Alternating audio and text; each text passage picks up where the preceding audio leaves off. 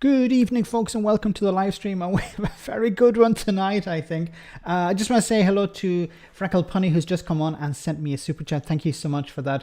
Gove standing down, a rat leaving a sinking ship. Yes, that news has just come in the last hour that Michael Gove, Brexiteer, is no longer going to run as an MP. He's standing down at the next election, along with other Brexiteers like Andrea Leadsom and John Redwood. John Redwood, really one who stuck in my craw about Brexit, and he's one who suggested that, well, a vote for Labour is a vote against Brexit, and well, now he's going to run away from defending Brexit. You know, they keep saying about how you need to vote for a Conservative to protect Brexit, and then they won't even stand in the election themselves. Let's see who, before we begin on this, let's see who we have on the stream tonight. We have Mandy, great to see you. Master Templar is here. Ian is here. Bianca, great to see you. Sophie Joe, great to have you on.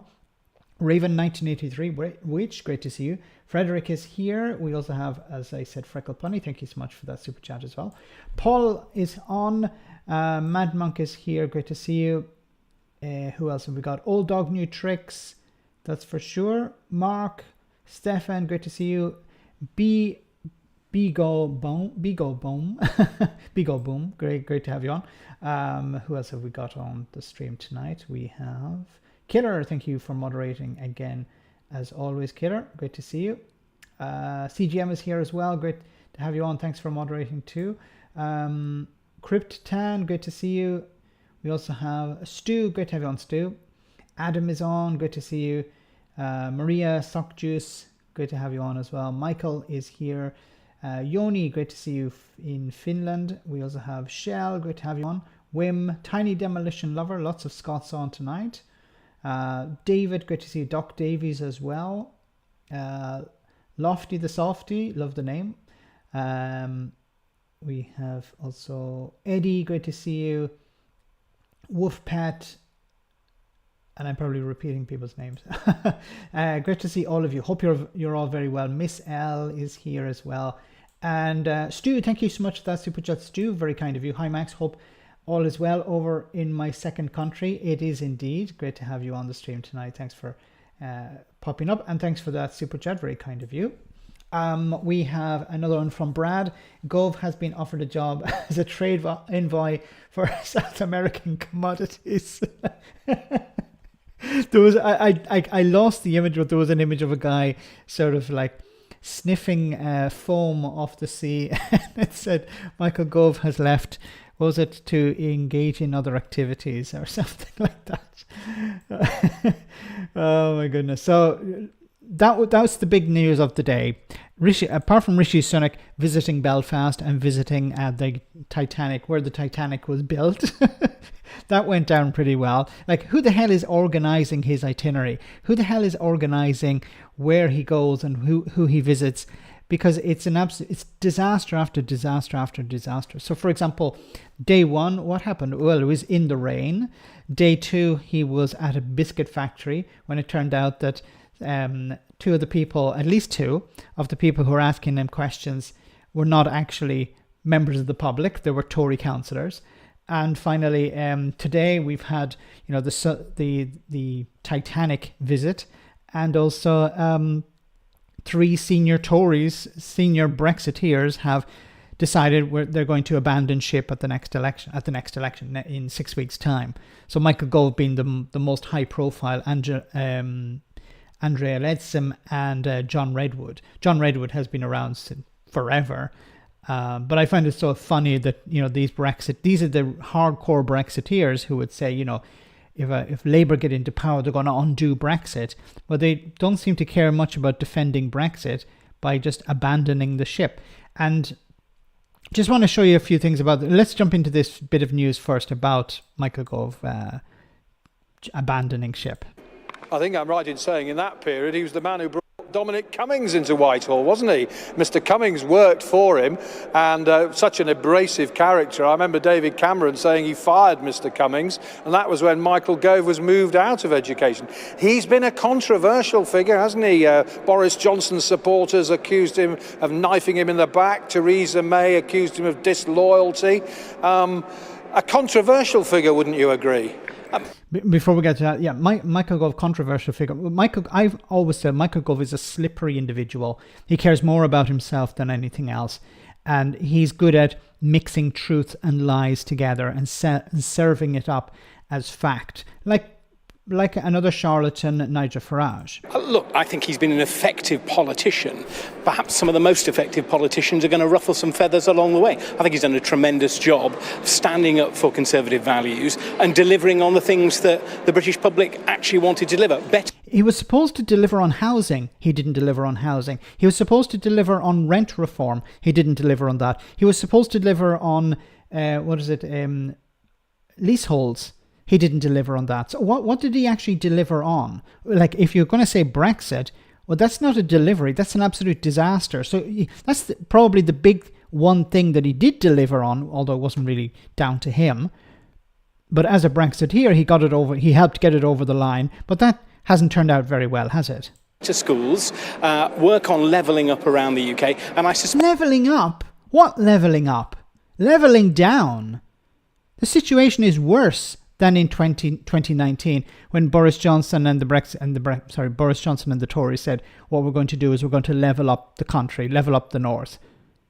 It's been leveled down. Over the next 10 years, the work that he's done as the Levelling Up Secretary will really start to pay off. And so you just have to wait 10 years. So people in the north of England just have to wait 10 years, and then you're going to see the benefits of levelling up. It was, 10 years? So in reality, it'll be 15 years after it was introduced. People realise what a politician he actually has been. Well, I was going to ask you about levelling up. You're MP for Warrington South. Has levelling up been good for Warrington, or are you a bit disappointed it hasn't lived up to all its promises? I've totted up the money that Warrington has had in the last 4.5 years, and it's about £400 million. It doesn't matter. Is it enough? No, it's not. Is Warrington improving as a result of this money? It doesn't seem to be the case. And Andy is probably going to lose his seat at the next election because he hasn't delivered on levelling up. Pumped into Warrington. Now, that will take time to feed through, but it's money that's gone into skills improvement, into public transport, into improving the roads to make sure that people can get around. It will make a difference, and I think the work that Michael has done and this government has done actually is going to demonstrate over the next 10 years the transformational effect of a Conservative government. You just have to wait 10 years. Master Templar, great to see us. I said hello already to you. Thank you so much for that super chat. Your estimate on Tory numbers of seats in 6 weeks' time, Max? It seems to be changing all the time. So I would have predicted before, the Labour will win a majority. Okay. I wasn't expecting a massive majority. But now we're seeing people like Michael Gove bow out, Andrea Leadsom, John Redwood. I think it's actually going to get worse for the Conservatives, because what they're going to have to do now is they're going to have to find somebody to fight that seat. So if they're leaving, they're going to have to be replaced by a new candidate. And where are they going to find all these candidates? How are they going to vet all these candidates in 6 weeks? So they're going to have to, and I think people like Michael Gove, while his team will switch over to the new candidate, but I don't think it's going to be a case of,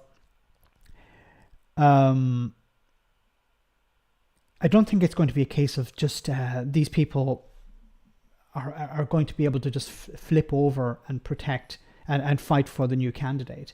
But it's of course going to be a case where Michael Gove doesn't have to face a Portillo moment. He's not going to be in a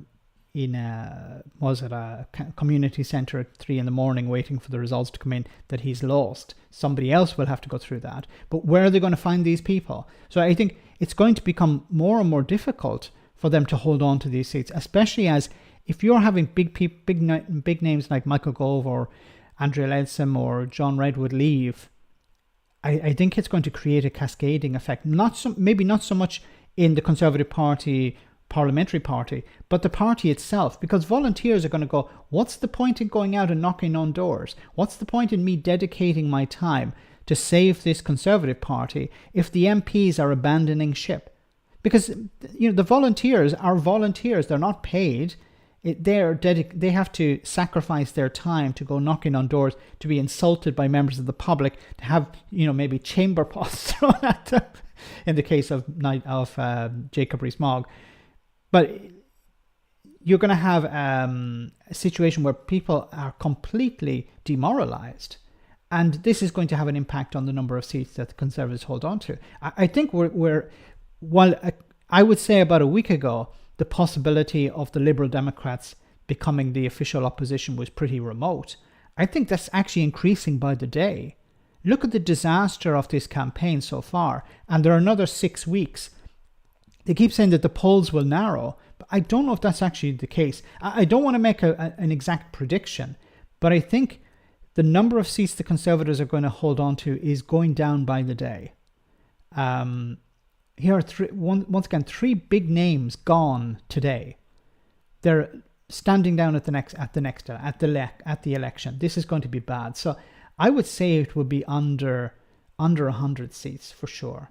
It may even be under 70, and then this would probably be this is the sort of area where the Liberal Democrats could lead the Conservatives and become the official opposition. And I said before, I think it was on a live stream, where if the Liberal Democrats became the official opposition, then you would see two pro-European parties. Maybe the leaders of these parties are not about getting back into the European Union, but you'd at least have two parties who'd have majority MPs in support of rejoining the European Union and proportional representation.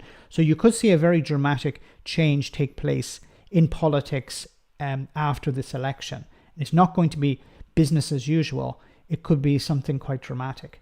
Thanks, Master Templar. Sorry I can't answer your question any better than that, but I think it's going to be a case of the numbers of seats that they're going to hold is going to drop by the day. Under 50, says Columbus. It's possible. A week ago I would have said I don't think so, but with these big names gone or leaving, yeah, it's definitely more probable at this stage. But a week is a long time in politics, and 6 weeks is an eternity. But it's not looking good. AN98, thank you so much for that super chat. Great to see you on the stream. What are Reform UK's chances of getting one seat? Actually, this is another thing, is that their chances of winning a seat have increased as well. Although their polling, I believe, has hit a ceiling. But if they can pour huge amounts of resources into, I think it's Skegness, no, what is it? Boston and Skegness, I think is the name of the constituency where Richard Tice is running. So if they can pour a huge amount of resources in there, and the Tory who's running doesn't really have a chance, there's a possibility that they could win that seat. But I think we're looking at maybe one, and that would be pouring all the resources they have into that. That would be getting Nigel Farage banging on doors, visiting the constituency. This is Boston and Skegness is a constituency that voted overwhelmingly for Brexit. I think they used to have a UKIP MP at one stage, or maybe that's Clacton. But it's either one of these two constituencies are. There's a possibility that they could win, but it relies on the Conservative vote completely collapsing, and we're now seeing the Conservative vote collapsing. It'd be interesting to see polling over the next few days, because it's going to be even worse for the Conservatives. Like people like Michael Gove abandoning ship right before the election. I think we're going to see more people either defect or just say, I'm not standing at the next election. And of course, that creates a situation where you need to have a replacement. And, who wants to run in Michael Gove's old seat? I haven't checked the recent polling on it, but I'm sure he would have held on to the seat. But now that's no longer the case. There is a chance that Labour could win that seat, or probably the Liberal Democrats. Thanks for that super chat. We have Alistair. Thank you so much, Alistair. Great to see you on the stream. Thank you so much for that. Alistair says, Max, will they have people to replace those who are leaving Westminster's amps? Don't think they have enough people, so they will just put up no candidates, keep the content. Yeah, thanks so much for that, Alistair. I think they will find somebody, but the problem is these people will not be vetted properly. So if they're not vetted properly, we're going to find out about them through social media, what they've been posting on social media, like with Reform UK. And then what they can do is they can pull the candidate, but the candidate's name will stay on the ballot. So as the candidate window to close, with ballot on the ballot window is closing soon, you need to have your name candidates put forward. So the Conservatives will have to throw people at that. They'll find people. I don't think they'll have a problem finding people. A councillor who's maybe retiring. Look, run as an MP. There's a chance you might win the seat. Probably not, but give it a go. We need you. We need you at this moment. So I think they will find people. It's possible that they may not be able to run in every constituency, but I think they will find people, but they'll be very low profile people. And there's a risk that some of them may have very dodgy pasts that will come out to haunt the Conservatives. And then what they'll have to do, like what happened with Labour in Rochdale, what happened was they pulled the candidate. They tried to pull the candidate before the election, the by-election. It was too late, so they disowned the candidate, and that may be what the Conservatives will do. But I think at this stage they won't even disown the candidates. They just ignore the reports and try and sweep it under the carpet, because then they'll have to try and find. They'll be trying to firefight this situation, and they don't want to be engaging in that. Thanks, Alistair. It's going to be an absolute bin fire going forward. The next 6 weeks are going to be an absolute bin fire. Paul of Scotland, thank you so much for that super chat. I'm tired of people speaking as Labour Party isn't the Tory party. There is no difference. Pledge after pledge, Starmer has lied. Labour have not delivered diddly squat in London or in Wales. No black flag. Vote Green or Independent. I think there's a huge amount.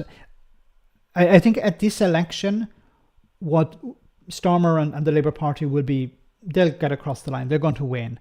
But I think where the real challenge will come is after the election, because people will start to expect change. And if they don't see change, then you're going to see a lot of challenges from the left. You're going to see the Green Party becoming the sort of UKIP or Reform UK on the left. And I think, once again, I've said this before, if Labour win a massive majority and they're not pushing progressive policies, if they're not talking about rejoining the EU, if they're not dealing with the cost of living crisis, they're not protecting the poorest in society, they're not doing things that progressives want, then you're going to see massive challenges on the left. And Labour will be in a position where the Tories are today, where they're trying to firefight the situation with reform. And in Scotland it is the same. At the moment it seems Starmer is up in Scotland doing campaigning there. It remains to be seen whether the polling bears out, where Starmer will flip the situation towards Labour away from the SNP. But I think it's not like 1997. I think the situation, it's hard to see because so many dynamics have changed. If Nicola Sturgeon was still in charge, I would say no, the SNP are going to hold on to their seats. But because of the change of leader and now with the new leader, John Sweeney, I think this is going to upset the situation somewhat. Now, people in Scotland have said that the polling in England doesn't match reality, but the ultimate poll, of course, is the general election. So we're going to have to wait and see for that. I'm skeptical about some of the polling. I'm skeptical about whether Labour will win a massive majority in Scotland, because the main issue in Scotland, of course, is independence. So,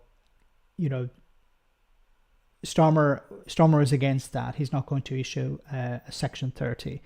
So, in a way, for many people who used to be Labour and then switched to SNP, what's to convince them to return to Labour? I don't know. Never happened, Max, says Random Scottish History, and welcome to the stream, Random Scottish History. If Mordaunt loses her seat, someone on the TV election coverage should say, when you live by the sword. Yes, well said, Brad. I'm going to say it if when she loses her seat, and I'll do a live stream on the night. Definitely do a live stream on the night. Lots of coffee and sherry. Sherry is for when Jacob Rees-Mogg loses his seat, so I'm going to drink some sherry. I'll try and drink something. I'll be completely wasted probably, but I'll try and drink something for every Tory MP who loses their seat. Make a night out of it. Hopefully you can come on and enjoy it too. But it's going to be very interesting either way. Thanks so much, Brad. Thank you very, very much for that. And yeah, definitely she's one who's expected to lose her seat. But she may actually jump before the election. That's the thing. Anyway, sticking with Michael Gove. So this is something Michael Gove said back in 2016. I wonder if it still holds true. Points-based system is fair to everyone. At the moment, we discriminate against people from outside the European Union. I think that's plain unfair. We should be able to say to people in India, in Pakistan, in Bangladesh, that they can come here on the same basis as European Union citizens. If they speak English, if they have skills to offer, if they can contribute to our economy, then we'll welcome them. But what we won't allow are people coming here who don't have a job and who can't contribute. Last year, 77,000 people came here from the EU without a job. If we stay in the EU, we cannot control migration. The only way effectively to control our borders and to make sure that the numbers who come here are managed is if we leave the European Union. There you have it. Michael Gove back in 2016, 6 years ago. It says 6 years ago anyway. Back in 2016, yes, that's 8 years ago actually. But Michael Gove said, we need to leave the European Union to bring down immigration. And what happened with immigration since then? And of course, this idea that, well, people are coming to Britain from the EU and they don't work. Well, no, the UK always had, from the EU to the UK, and they don't work. The UK always had the opportunity, the ability to deport people. If it had a problem with people, they could be deported. This was, of course, scaremongering. This, of course, was lies from Michael Gove back in 2016 or 2018, whenever it was. We need to leave the European Union to bring down immigration. Okay. And unfortunately, the media never challenged him on these things. It would have been wonderful for Michael Gove to be sitting in a studio and for Michael Gove in 2024 to hear what Michael Gove in 2016 had to say. Here's another example. Lynn is a part-time historian. She owns an apartment in France. Hello to you, Lynn. Thank you for joining us. What's your question? Thank you. Good evening. As Kate said, I own a small retirement apartment in France. So my question is, what will be the consequences of a leave vote for the hundreds of thousands of Brits across Europe who own homes? Whereabouts in France is your apartment? South of France. In the south of France. West Coast. Yes. No, I've got friends who live in France as well, and one of the things is that many of them are people, or they have homes in France. Many of them are voting in favour of Britain leaving the European Union because they think it's like the lies. The majority of people British people in the European Union voted against Brexit, but Michael Gove is like saying, yeah, the majority, lots of them believe in leaving the European Union. Many of them are people, or they have homes in France. Many of them are voting in favour of Britain leaving the European Union because they think it's in Britain's interest, and they also know that there are international laws and international rules that mean that if you're legally and ordinarily resident in another country, then even if your home country votes to leave the European Union, all your rights, all your privileges are carried on and are respected. See, this is the problem with these types of lies. It relied on exceptionalism. We're British. They're not going to take away our rights. Why would they take away our rights? And also this idea that, well, look, the way, this is a thing about Michael Gove and politicians like Michael Gove, is that they come across as very confident. So his confidence supersedes the reality. There wasn't an expert there to call him out and say, hey, wait a minute, which laws are you talking about, Michael? What about the situation for example, Americans coming to Europe? They can't they can't be treated like British citizens. And of course, Michael Gove's response would be the exceptionalist argument. Well, if they're not going to treat us badly, remember, they need us more than we need them. So the one thing I would say to you, and indeed to everyone who enjoys living and who enjoys the prospect of retirement, which I suspect is many years hence, enjoys thinking about retirement, the one thing is that your investment will be safe and your future will be safe, whatever the decision on June the 23rd. OK, so you're absolutely 100% sure that if we choose to leave the European Union, that France, Portugal, Germany, Spain, the rest would totally abide by supporting people like Lynn and the 118,000 other Brits who are living overseas? Absolutely. I think people will, across the European Union, respect international law. Of course. Now, has he apologised for this lie? No, of course not. Has he been challenged on this lie? Of course not. We're challenging him. People on YouTube, people on social media, you guys are challenging him if you get the chance. Does he respond? Of course not. Has he paid any sort of price for his lies? Of course not. This is the problem. It's frustrating. You know, we laugh at these sort of ridiculous statements from the likes of Michael Gove, but it is frustrating because he gets away with it. He actually gets promoted. Aki's Mad, great to see you on the stream tonight. Max, Sunak visited... Oh, damn you. Kilconquer yesterday.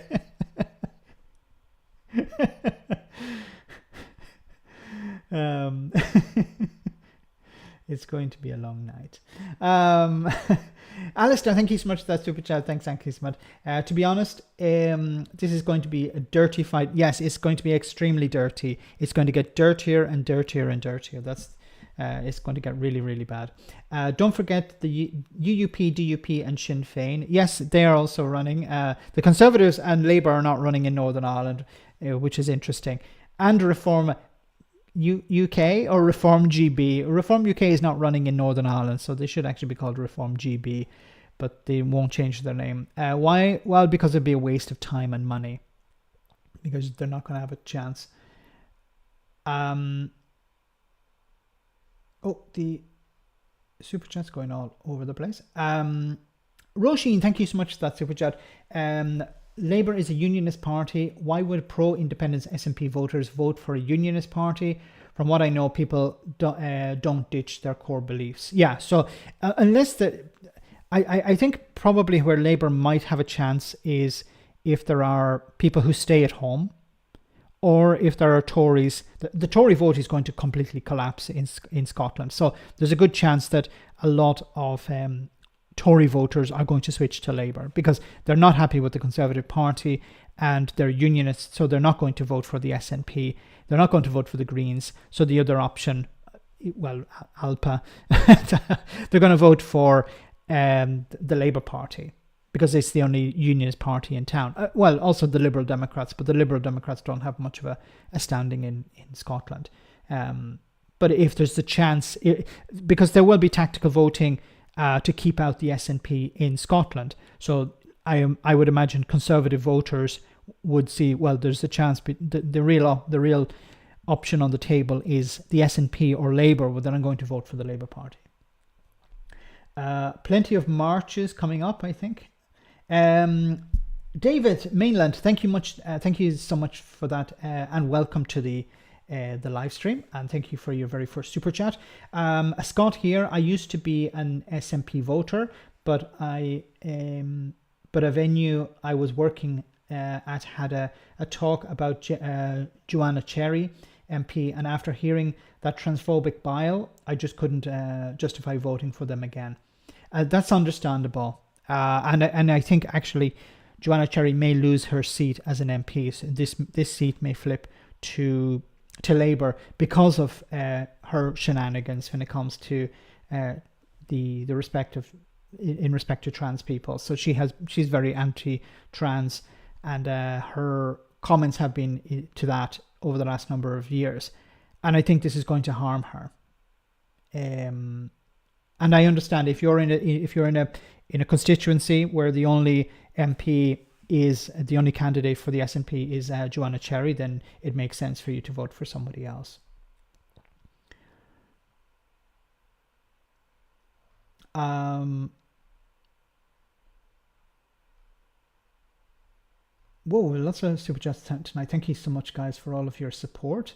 I'll try my best to answer all of your questions. A few new to me names tonight, so hi. Thank you so much to Ruth, very kind of you. Thank you so much for that support.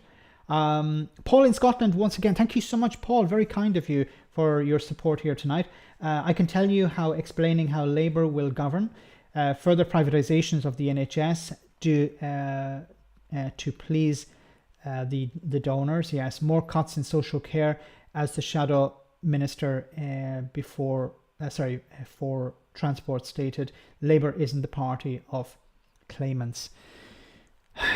I think Paul from Scotland is right here. What's going to happen is, and I'm really worried about this, what's going to happen is the new Chancellor, Rachel Reeves, will say, look, we've inherited a disaster. What we need to do is reform.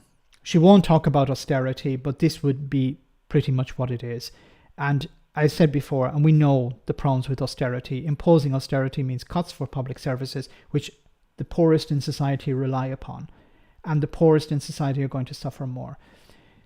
They talked about ending not ending the cap, the 2-child cap, which means that families with 3 or more children are going to be in a desperate situation because they're going to lose out on £3,000 a year. These of course the poorest in society depend on that, and it's punishing children, not punishing, the right wing's response is, well, they shouldn't have had these children if they can't afford them, but you're punishing children in this situation. Like, this is the children who are going to suffer the most. And but my biggest concern, of course, is as Paul said, it's about cuts to public services and the privatization of the NHS. Wes Streeting has said, and I've challenged him, like I've attacked him in a number of videos about this. He's talked about relying on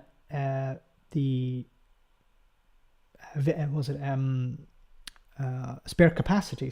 He said we can rely on spare capacity in the private sector, but there isn't spare capacity in the private sector. If there was, then the Conservatives would be relying on that. Why would Rishi Sunak not rely on the private sector and the NHS to bring down the waiting list? He can't bring it down because you can't rely on the private sector. And as we know, a lot of doctors and nurses also work in the private sector. The NHS doctors and nurses work in the private sector to top up their wages, to help make ends meet. So there aren't doctors and nurses sitting around waiting to be called upon. They're already working, and so many are working so many hours already. And Wes Streeting has also said that he's going to ask them to work weekends, but a lot of them are already working weekends. So you're going to end up with burnout. And if the pay and conditions are not going to be better, then they're going to leave. And then you're going to end up with a situation where the NHS waiting list increases. Now, it may increase when Labour take over. And I can imagine they say, look, this is just recalibration. This is us, when we take over, things may require a bit of adjustment.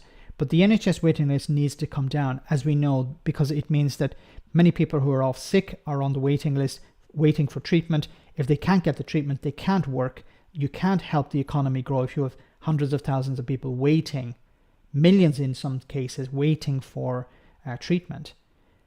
You need to get people off the waiting list, but you can't rely on the private sector. And as we know, the private sector is more expensive than actually funding the NHS.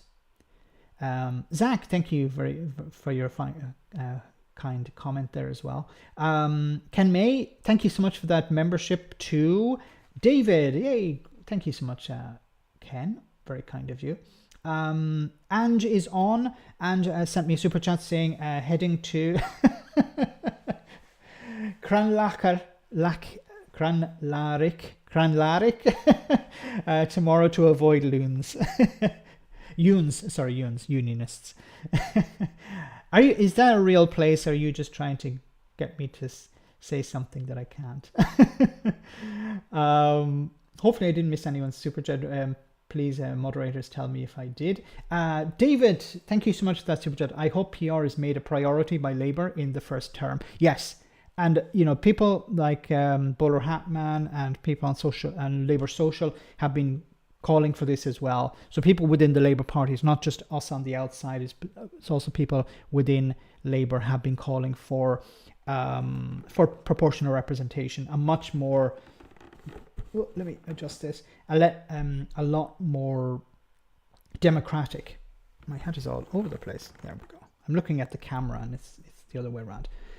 But it's much more democratic. Now you end up with, people like Nigel Farage in Parliament, like in the European Parliament, but you also have real representation of smaller parties like the Green Party, Liberal Democrats, and others. And I said before, probably what would happen is Labour would split into different. You'd have a more centrist Labour, you'd have a more socialist Labour, and it would be more representative of people, of society. And you wouldn't have a situation where you hold your nose and vote for a party that you don't like just to keep the other one out.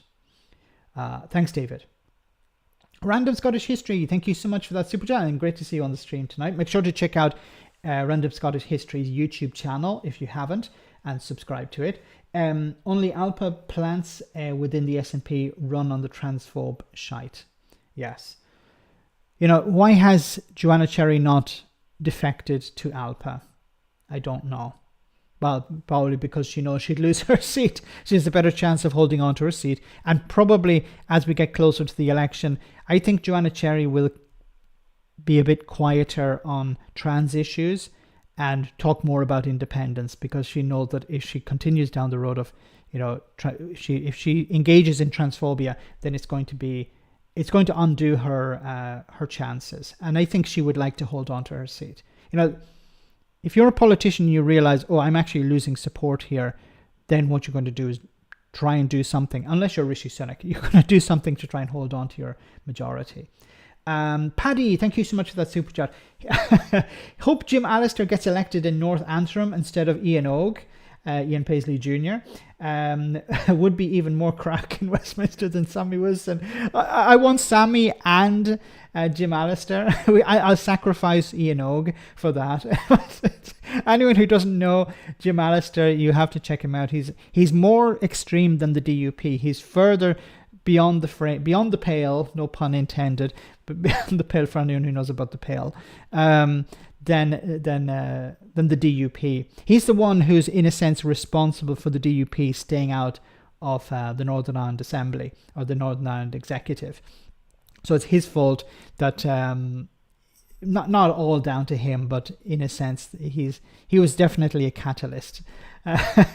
So yes, there's a chance that because the DUP are imploding at the moment because of, many hardline unionists are not happy with them getting back into the Northern Ireland Executive. The Executive isn't working very well at the moment. There's a lot of infighting. And then, of course, Jeffrey Donaldson, the former leader of the DUP, is gone. And this has created a massive rift within the party.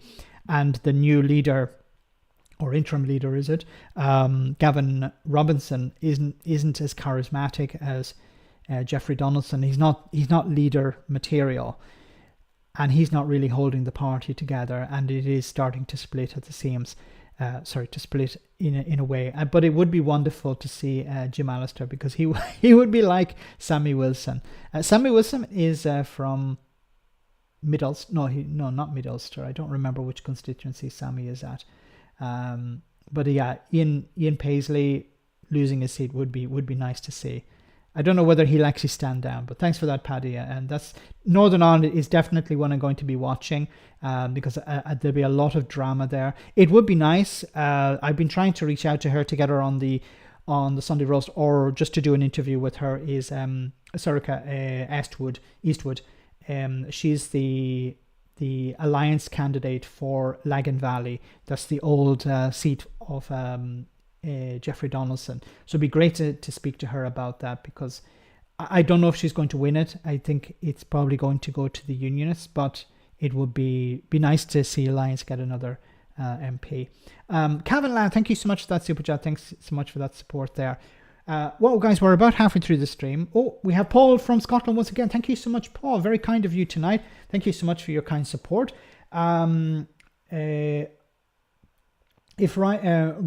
If I didn't, the UK in 2014 would out of the SAW month. Sorry, having some trouble reading it. As a member of the SNP, I will do all that I can to deselect Joanna Cherry. If anyone is in Joanna Cherry and if anyone is in Joanna Cherry and voting SNP, take a membership and deselect her. Yeah, so it could be a case of, I don't know if there's a lot of time to do that, but one way of dealing with her would be to have her deselected and replaced with another SNP candidate.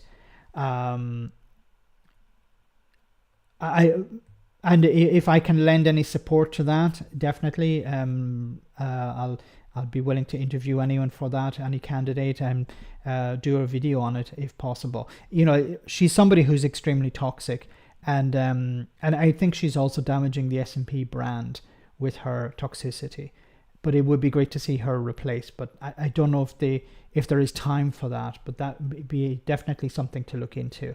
Thanks once again, Paul in Scotland, for your support. We have another one from Roisin. Thank you so much, Roisin. PR would split and destroy the Labour Party. It's not in the leadership's interest to bring in unless forced to by a hung parliament. First past the post is not the issue for Labour. There's a photo of Sammy though. Sammy, yes, in the nip. I've tried to exercise that from my mind as much as possible, like a demon. Yes, but Roisin's right here about PR. It's not if the Labour Party win a massive majority, then PR is on the back burner.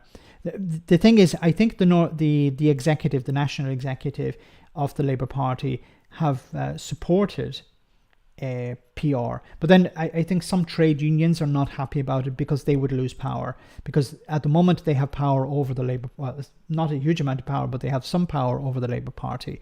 And then if the Labour Party split into different factions, into different parties, then their power would diminish. So I think this is one of the reasons why the labour unions, the trade unions, are against PR for their own interest, and that's understandable, because they donate to the Labour Party to push policies that serve the trade unions, to benefit the trade unions, to benefit workers. Not everyone is a worker. Many people are on benefits. Many people are not able to work. So the union is not looking after these people. But I think PR would serve democracy much better. Britain and Belarus are the only countries in Europe with PR as the main method of voting. Thanks, Roisin. So guys, we're about halfway through the stream, so I'm going to take a short comedy moment, and we'll be back in a jiffy with more news and discussion in just a second.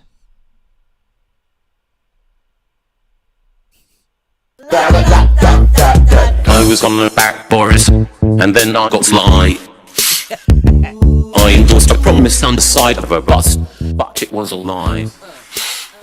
What now? Now Boris has it in the bag, and I know why. Why, man? Because I got high. Because I got high. Because I got high. Check it out. When I was just a secretary, I would put you inside. Yeah. What for, man? For Class A drug possession or intent to supply. Yeah. And now they're saying I'm a hypocrite, and I know why. Why, man? Because I got high. Because I got high.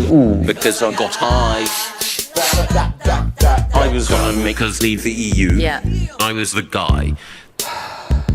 I was gonna lead your country to when Theresa resigned. Well, potentially. Yes, potentially. Now they've sacked me off, and I know why. Why, man? Because I got high. Because I got high. Because I got high.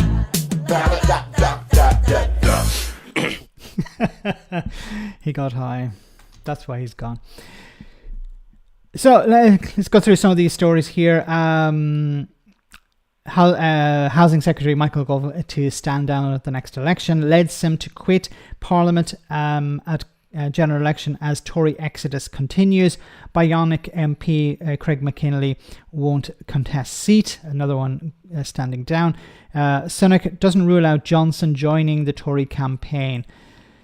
Oh my goodness. So they're trying to bring in the big guns. They think, okay, we don't want Boris Johnson involved. Now we're desperate. We want Boris Johnson involved. Rishi Sunak was also asked whether he would consider mending fences with ex-Prime Minister Boris Johnson to fight for votes for the Conservatives. Yes, he probably will. But he doesn't, there was this thing about stabbing Boris in the back or stabbing Boris in the front. If Boris Johnson can be given huge amounts of money, he will do whatever you want him to do. If you can give him, I don't know how much amount of money, he will do, he'll do whatever you want. Of course, we haven't got everything right, and the circumstances have been difficult, Sunak said, but there's enormous amount to be proud of. Pressed if he will ask Mr. Johnson to join the campaign, Mr. Sunak said, I'd welcome for any Conservatives to come and join the campaign. And I've been in touch with Boris in the past, and I'm very proud of the work that we did together. So standard. This is what you have to say. So will they bring Boris Johnson on board? Well, Boris Johnson has already come out and insulted Keir Starmer for being vegetarian. I think Rishi Sunak is also vegetarian. So I don't know why he's insulting Keir Starmer here.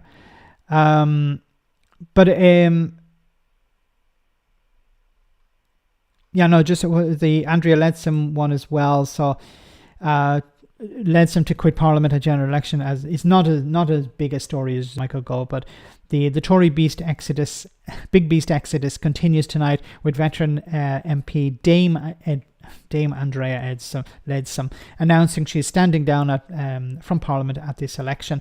The one-time Tory leader contender said in a letter to the Prime Minister that it's been the greatest honour to serve the people of South Northamptonshire as their MP for the last 14 years. Dame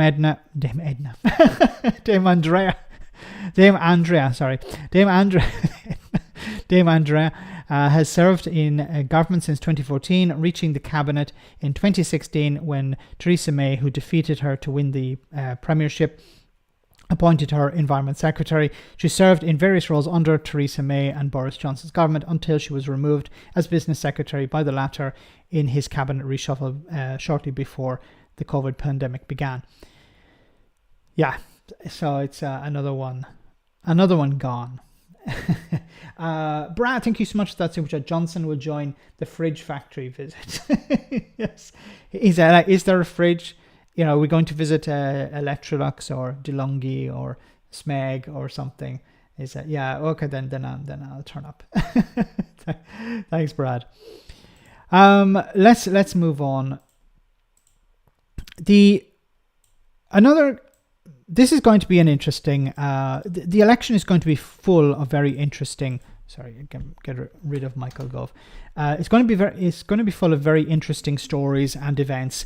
This is going to be potentially a very interesting one as well. Jeremy Corbyn confirms he will stand as independent in Islington North. So it ends months of speculation about the former Labour leader's political future after he was suspended from the party and effectively barred from standing for it again. Mr. Corbyn told the Islington Tribune that he would fight to retain a seat that he has represented for 40 years, adding, "We have to stand up and defend our rights." Appealing to lifelong Labour voters, he said, "I'm here to represent the people of Islington North on exactly the same principles that I've stood by all my life: social justice, human rights and peace." He went on to say that these principles are needed now more than ever before, vowing to defend a genuine alternative to the corrupt years of this Tory government, including rent controls, public ownership of energy and water, the abolition of the two-child benefits cap, a Green New Deal, and an ethical foreign policy based on peace and human rights. This is actually, in an ironic way, is actually going to help the Labour Party. Because if he wins the seat, which he'll probably win, I haven't seen any polling, but I can imagine, he's been the MP for 40 years, as he said, since 1983. He's high profile. He has a lot of support in Islington North, and I think he's a shoo-in to win it. Now, there is a chance, the Labour candidate will split the vote somewhat, but, a Conservative or a Liberal Democrat winning Islington North is almost impossible. So it's going to be either Labour or Jeremy Corbyn as an independent. Now, how does this help Labour? It helps Labour, if he wins the seat, he probably will, by creating this distance. See, the Labour Party have constantly been attacked by the Conservatives as, oh, well, you are the ones who tried to put Jeremy Corbyn in power. Jeremy Corbyn, break glass and release Jeremy Corbyn is the Conservatives' go-to line. Well, if Corbyn wins as an independent, then they can't really use that anymore because he's as an independent, he's running against the Labour Party. So they can't really use Jeremy Corbyn as some sort of stick to beat Keir Starmer. Now, will it be embarrassing for Labour to lose the seat? Yes, it will. It used to be their seat. Now an independent has won the seat. I've said before, while I disagree with some of Jeremy Corbyn's politics, especially Brexit, mainly Brexit, I agree with everything else I think he stands on. It's sad because I think he's a good man. I think he's a good individual. I'm not sure he's a great leader because when it came to the 2019 election, I think he made massive failings, made big mistakes. There were opportunities for him to not correct the record, but set the record straight. Because the media were painting an image of him as some sort of terrorist sympathizer and stuff like this, and as an arrogant individual and stuff like this. And there was opportunities for him to, get on TV and come across as the person that most people who support him think he is. But there were a lot of opportunities lost there. And instead, the media were able to frame the narrative describing Jeremy Corbyn. But as I said, as an individual, I think he's a decent man. He has sound morals and principles. But when it came to delivering, the leadership that was necessary, I think it was left wanting. Now, once again, I don't like criticizing him now that he's no longer the Labour leader, but and it'd be great to see him in politics because I think he's a voice for people who are voiceless. His brother sounds a bit of a twat, though. His brother is a complete and utter lunatic. And I think he's probably been disowned. I hope so, because he's a complete insane, crazy person. And I don't know if he's dangerous, but he's definitely a crazy person. Anyway, Gareth, thank you so much for that super chat. Sunak, help me, Bojo. Bojo, will there be cake? Yes, he needs cake. Thanks so much for that. Anyway, moving on. As I said before, Scotland, is Scotland in play for Labour? What will happen in Scotland? Well, Keir Starmer was in Scotland today, meeting with members of the public, campaigning for Labour. Scotland is absolutely vital to Labour government, not just numerically, although that's important, but also because if I'm privileged enough to come in to serve as the Prime Minister, I want to be the Prime Minister for the whole of the United Kingdom, and therefore powerful voices from Scotland matter. But so far as our first... But I don't believe this. I don't believe... Because if you think about it from a Scottish MP's point of view, if Labour win a massive majority and they don't need Scotland, then what's the purpose of a Scottish MP? Like, you could try and say, well, you may be able to influence... You're not going to be able to influence policy. You might be able to ask central government for some support. But if they don't need you, then you're not going to have any influence over Keir Starmer. Like, you're not going to be able to influence Keir Starmer in a way that, okay, let's rejoin the European Union. Because I imagine Scottish Labour would be in support of rejoining the European Union because they're much more like the SNP in Scotland than they are like Labour in England. Well, Labour in England are like Brexit. We don't even talk about it. we have to talk about the difficult decisions that have to be taken, but we don't mention Brexit. Okay, but I think in Scotland, and I've seen MPs in Scotland, even Conservatives in Scotland, who are saying, yeah, Brexit was a bad idea. So I think this is going to create a bit of conflict with the Scottish MPs.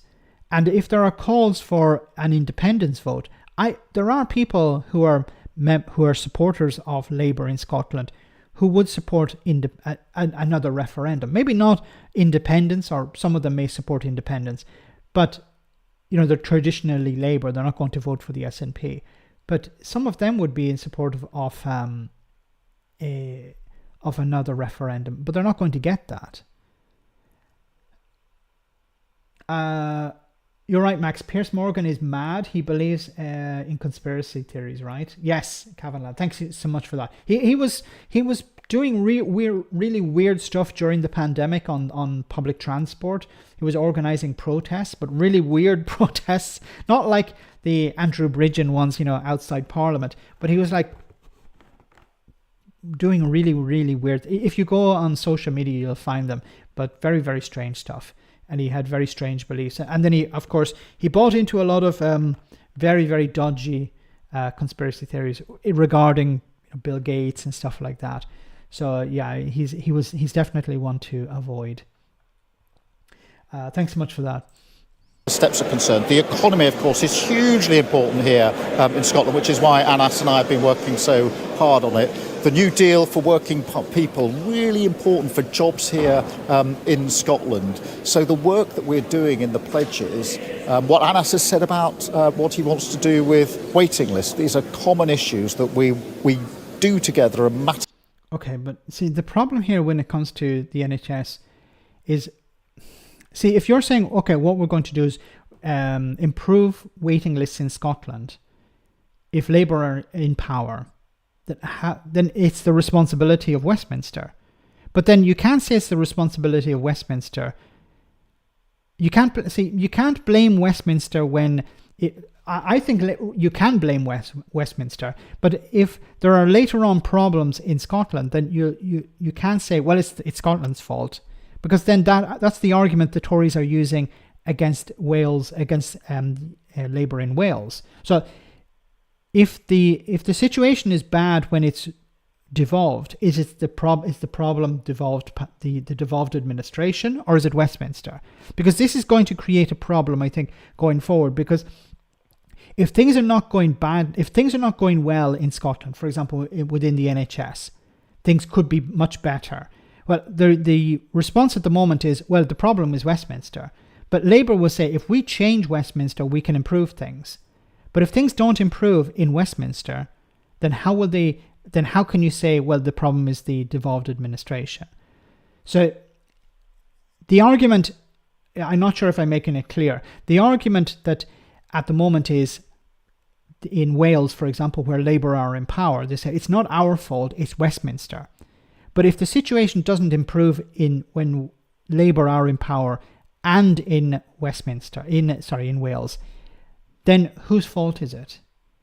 So I think this is going to become a bit of a problem. The idea of who is responsible for NHS waiting lists, who is responsible for funding for the NHS, because in Scotland the SNP can say, well, it's not our fault.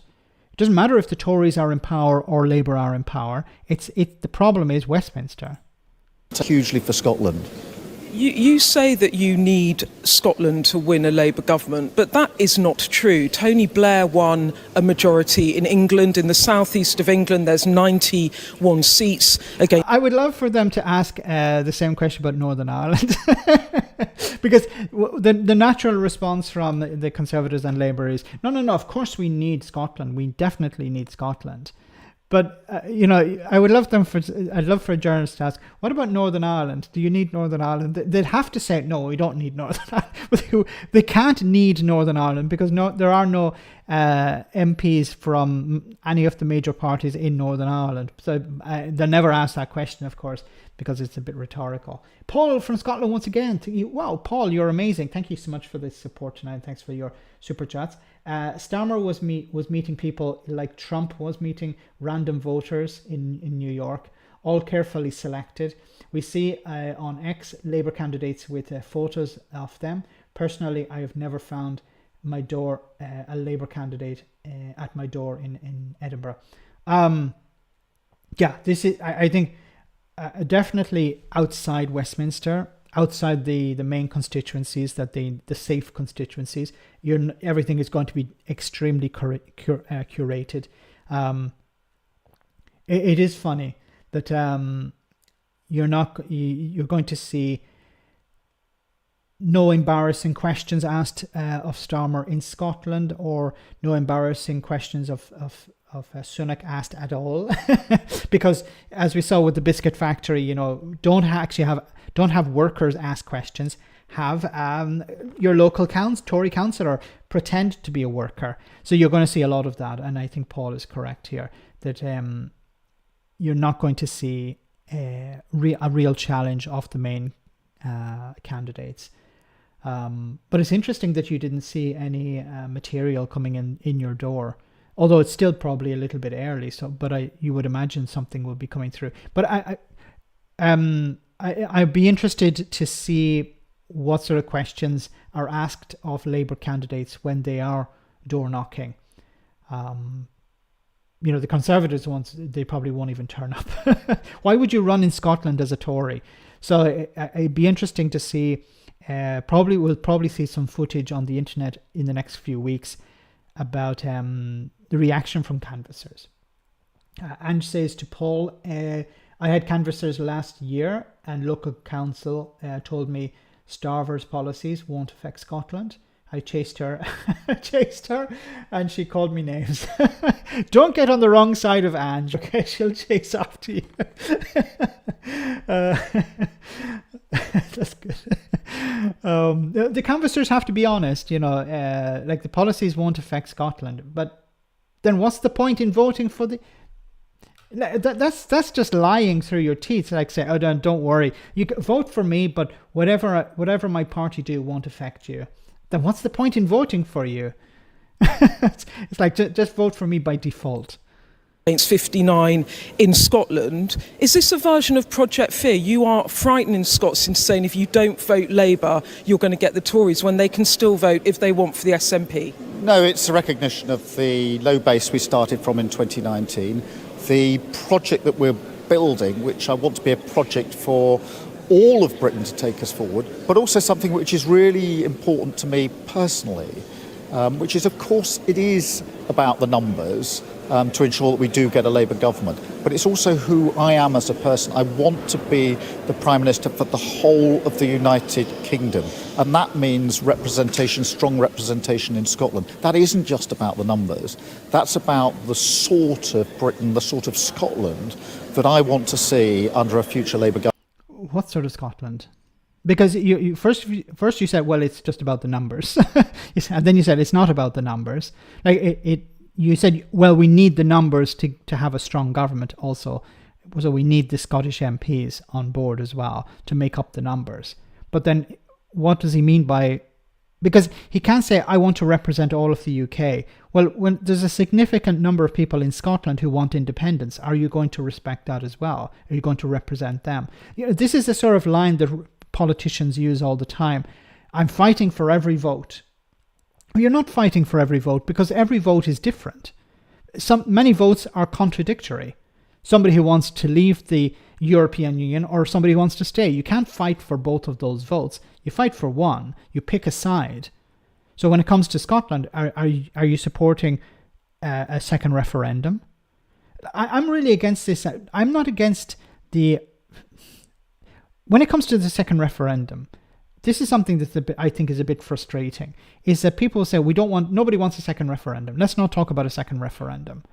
But a second referendum does not mean independence. It means giving people a choice.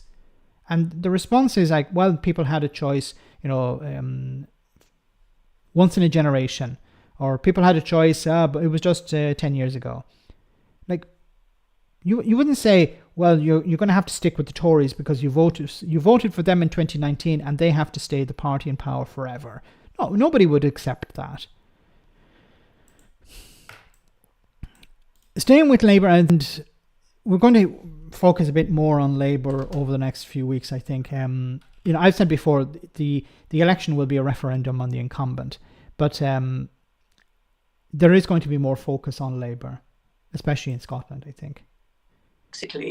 Now, here is Harriet Harman, who from Labour, who was talking about a possible replacement for Keir Starmer in the future. We don't change it anytime soon, because I hope that Keir Starmer will get elected not even once but twice. So I hope we don't have a leadership election anytime soon. But really, the next time we have a new leader of the Labour Party, it really has to be a woman, because it is ironic that Labour is the party of women and equality and has done so much progress on women, spearheading the transformation of the House of Commons, for example, and yet has not had a woman leader. I mean, when I was... Look, maybe I'm the wrong person to talk about this. I'm probably the wrong person to talk about this. But I think, I hope Labour I hope the next Labour after Keir Starmer, the next leader of the Labour Party is a woman. But it comes through a natural process. I would love to see Jess Phillips, or really Jess Phillips is somebody I really admire, and somebody who's like working class, somebody who's honest, who's strong as an individual. I'd love to see Jess Phillips as a future Labour leader, but because she's a good person, not because she has to fit, like she has to meet some sort of quota, or well, it's her time. And I think like and I don't think somebody like Jess Phillips would like to be selected because she's a woman. Angela Rayner, of course, as well.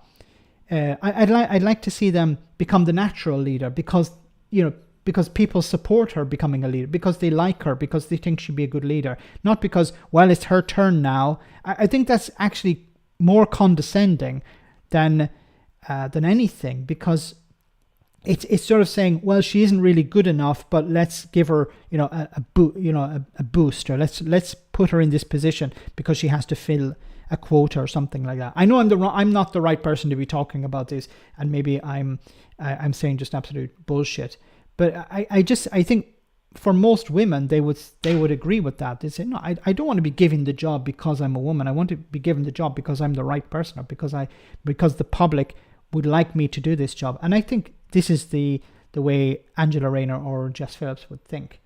Alistair, thank you so much for that super chat. Scotland cash cow for Westminster's highest GDP in the UK outside London and southwest England, Max. When it comes to gas, oil and gas, of course, Westminster doesn't want to give that up. They're not going to. That's what's holding the union together. If oil and gas was not an issue, was not there, I think the Conservatives would have given away Scotland a long time ago. I said before, they're not interested in protecting the union because they don't. It doesn't really serve their purposes, but oil and gas certainly does, and holding on to that because it's a cash cow, as Alistair has said. There was a comment somebody had asked me. It wasn't a super chat, but I saw it there. Yes. Eli says Labour will win, but can you give a prediction how big a majority will be? Personally, the Tories will be. I personally think the Tories will be out of power for at least 2 terms, possibly 3. Yes. Look, I don't like predicting what can happen after the first Parliament, because I've said before, if Starmer is not able to deliver, the Conservatives and their friends in the media will start to say, oh, well, look, Starmer can't deliver. Starmer is undoing a lot of the good things that we did. He's trying to get us back into the EU, and it's very important for Labour. This is not like in 1997, where when Tony Blair came in, there was a lot of enthusiasm behind his victory. People really felt change. They felt things were going to get better. Keir Starmer is doing something very different. He's downplaying the changes that are going to take place. He's saying, look, things are really bad. We're not going to promise big.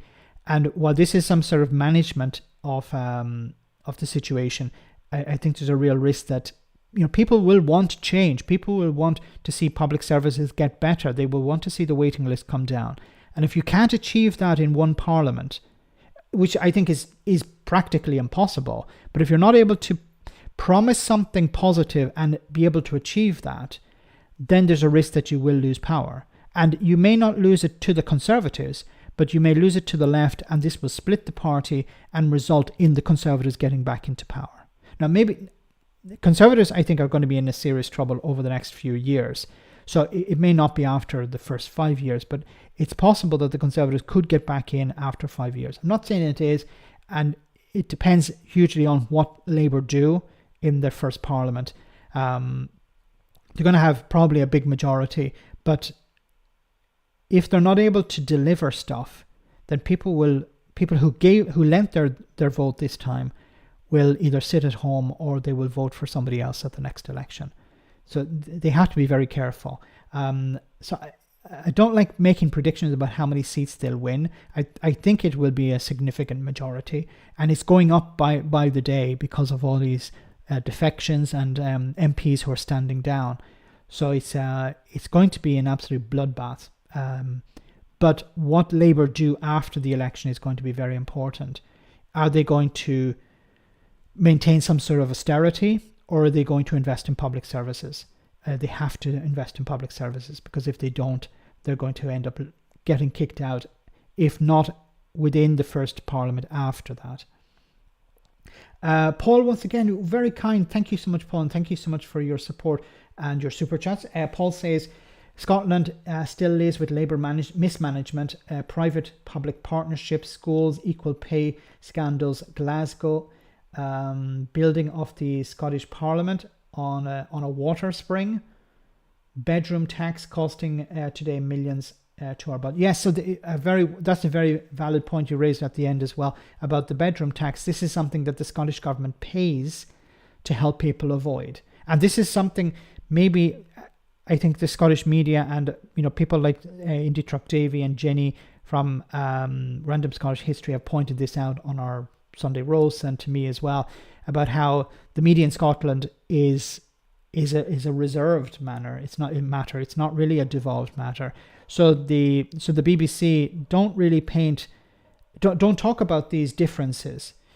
Free prescriptions in Scotland. Most people in England don't know that in Scotland you have free prescriptions, but they're free because the Scottish government is paying for that. So are taking the hit in a sense. So this is something. These are measures that the Scottish government take in order to protect citizens in Scotland, the Scots.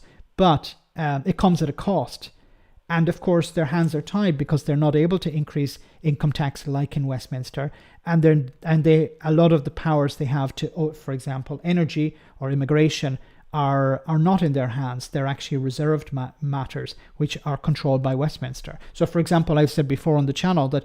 And Paul probably knows this better than I do.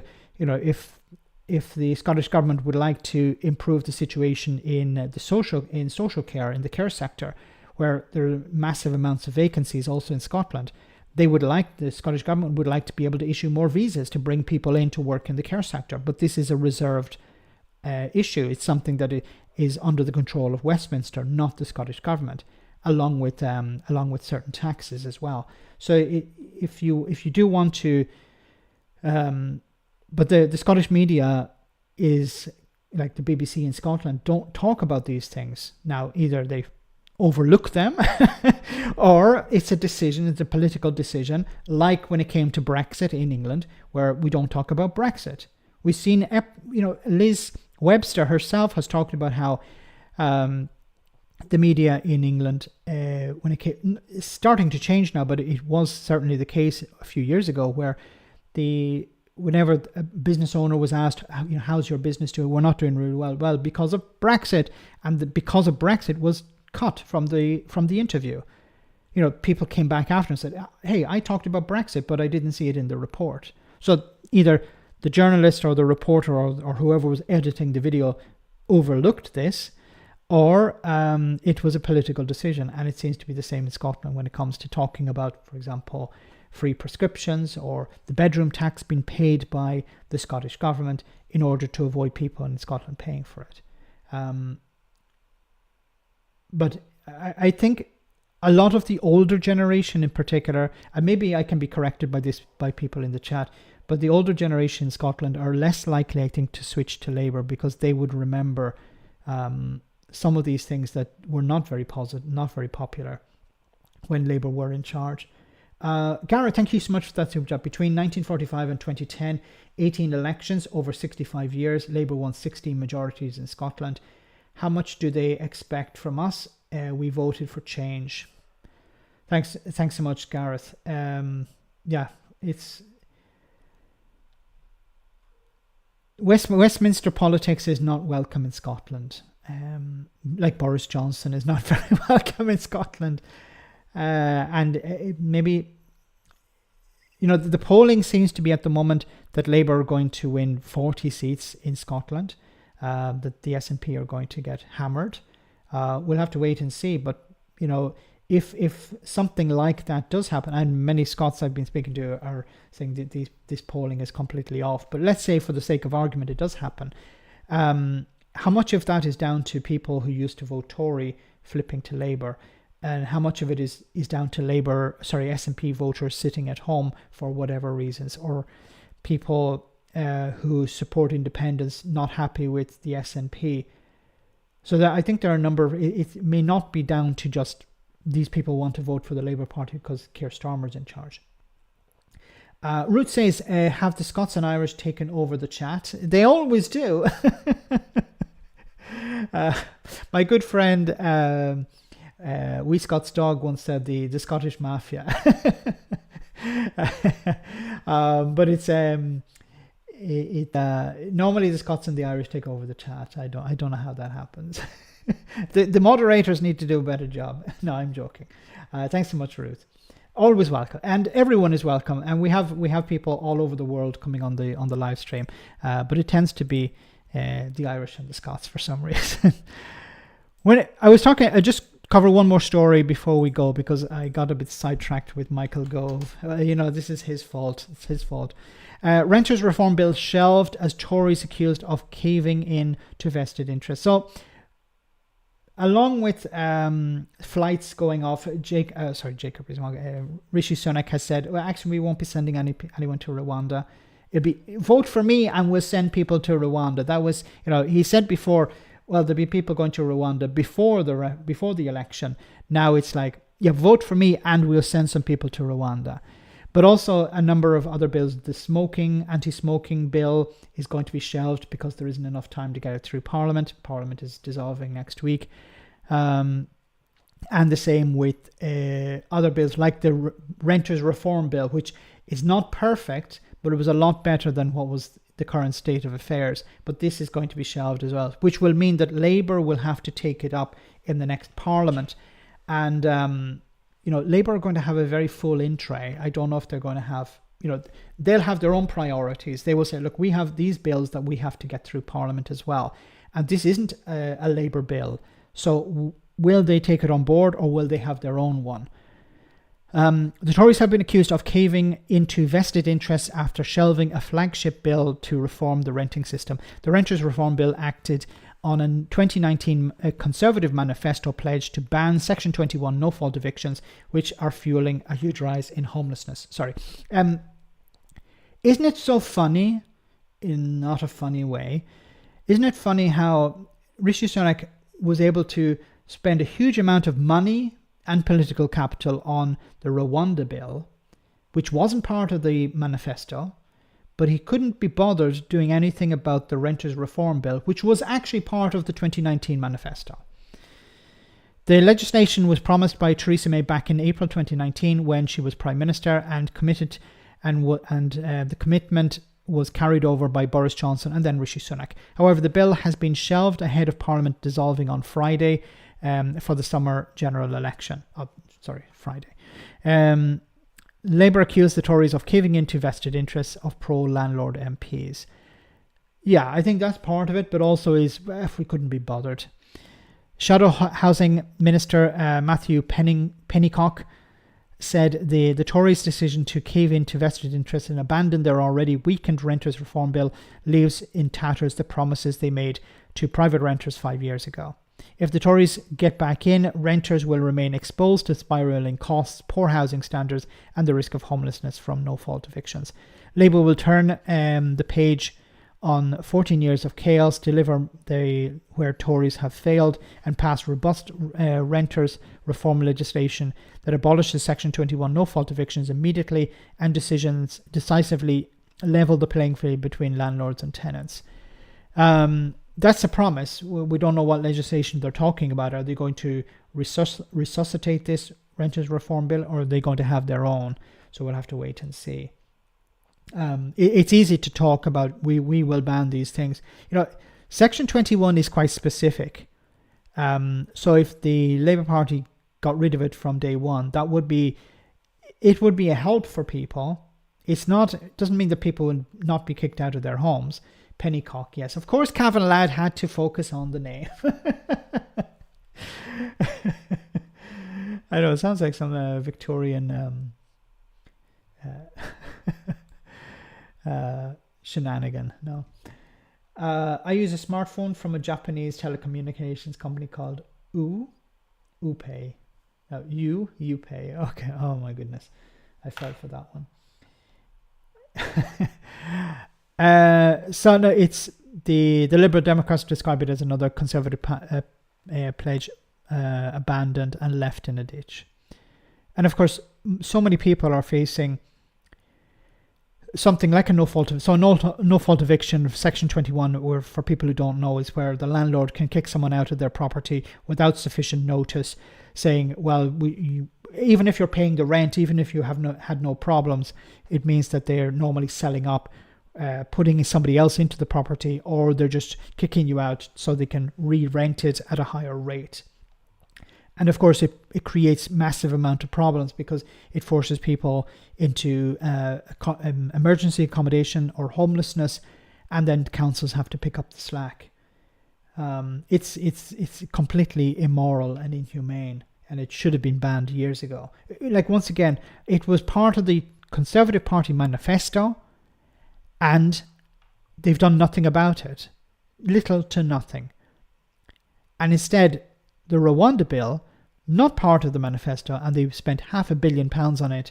And how many Home Secretaries were lost during that complete saga. Look forward to PMQ's eviction in 6 weeks. Yes, well said, Peter.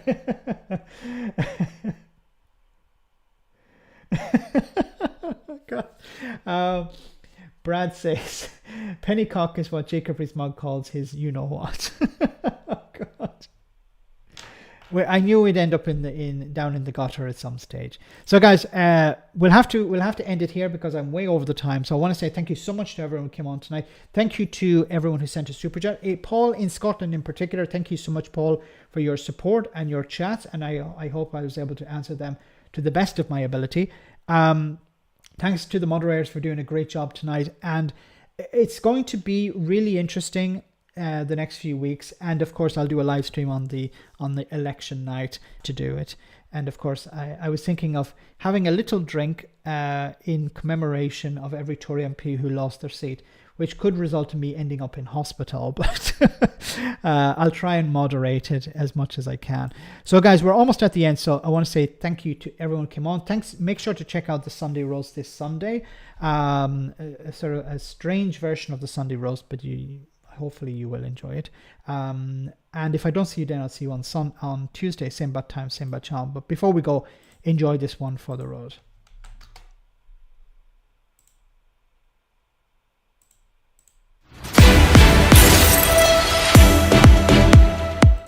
Welcome to Broken News.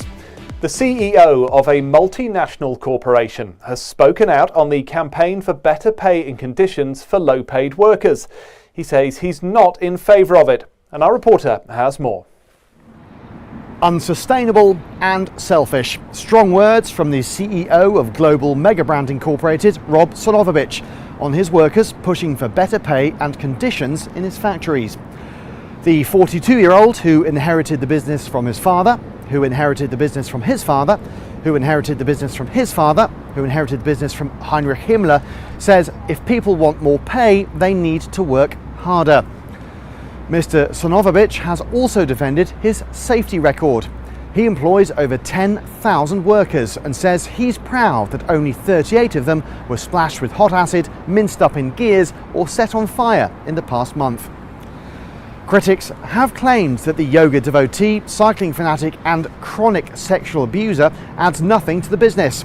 and that Instagramming about his morning routine of ice baths, meditation and injecting the plasma of toddlers while drinking virginal blood doesn't actually lead to increased sales. In a statement, the outspoken supporter of trickle-down economics, obviously, said, "Look, financially everyone's going through a tough time, although I'm definitely not. But I don't see how it's my responsibility to kowtow to greedy workers and power-mad unions. If they just stopped complaining, they too could get obscenely rich and wear trainers with a suit to work as a fashion choice." Back to you. Thank you. Well, Broken News has just learned that in response to his critics, Mr. Sonovovich has agreed to cut his bonus package this year from £58 million to £57.9 million, a move which some people who inexplicably stand up for billionaires online have called really charitable. What a lovely story. That's all from Broken News. You're up to date. Wonderful. Have a great weekend, guys. See you soon. Take care and good night.